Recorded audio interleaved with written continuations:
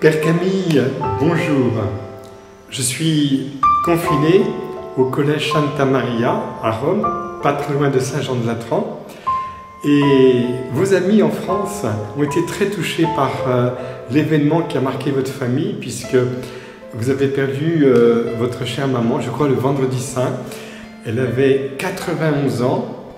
Et alors, ils veulent que je vous adresse un petit mot et vous dire combien j'étais très touché, mais vraiment très touché, en découvrant avec les photographies votre maman. D'abord, c'est une femme qui prie, on la voit prier. Je crois que 2 jours avant de nous quitter, elle voulait à tout prix faire la lessive. On lui dit, mais enfin maman, c'est plus à toi de le faire. Ah, j'ai toujours fait, je la ferai jusqu'au bout. Extraordinaire cette photo, où on a l'impression qu'il y a comme un rayon de soleil qui descend sur elle. Ça évoque pour moi l'annonciation, la Shekinah, vous savez, la présence de Dieu là. C'est extraordinaire. Et puis, cette maman qui lave le linge, c'est très symbolique, vous voyez. Hein. Je vous laverai de toutes vos iniquités, de tous vos péchés, je vous purifierai. Il y a tout un message derrière ce service qu'elle a rendu. Alors je sais que pour vous, au Sénégal, je suppose que c'est comme pour Abidjan. Là, je suis avec une tunique qu'on m'a offerte à Abidjan, ce pagne.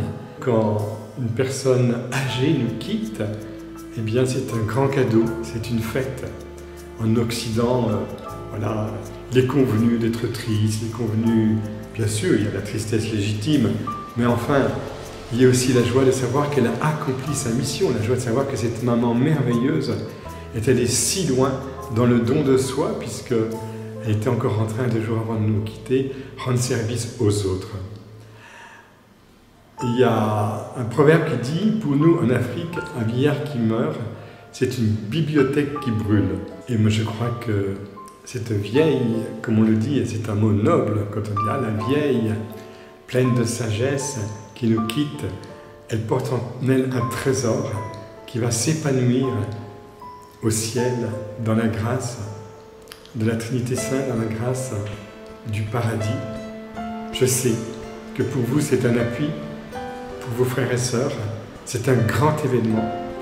Et je voudrais vous dire que maintenant votre maman, elle vous appartient un petit peu moins, parce que dès qu'un saint est dans le ciel, c'est un cadeau pour le monde entier, c'est un cadeau pour toute l'Église.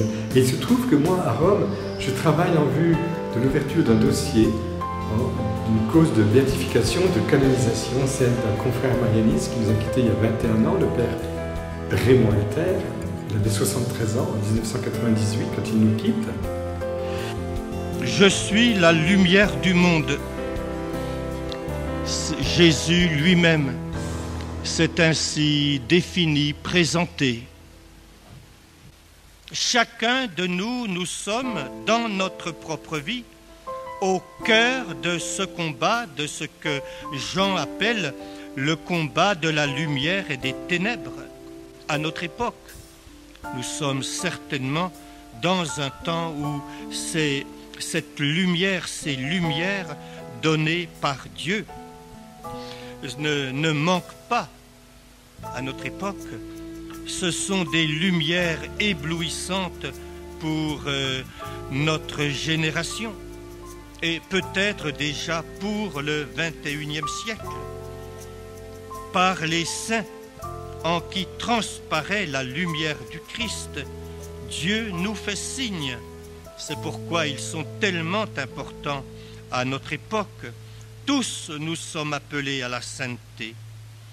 Et nous le savons bien, le seul vrai renouveau, celui qui marquera l'Église et le monde, ce n'est que celui de la sainteté. Et c'est vrai que quand on étudie de près la vie des saints, de ceux qui nous précèdent, on découvre qu'une fois partis, ils ne nous appartiennent plus comme auparavant. Leurs relations s'élargissent à la dimension du cœur de Dieu dans le monde entier et nous avons en eux des intercesseurs. Nous aurons des surprises quand nous arriverons là-haut. D'ailleurs, je suis sûr que votre petite maman va nous accorder des cadeaux. Alors, je voudrais vous offrir bien simplement, vous savez, Père, je n'ai pas des choses à vous dire, vous êtes près de vous-même, cette prière.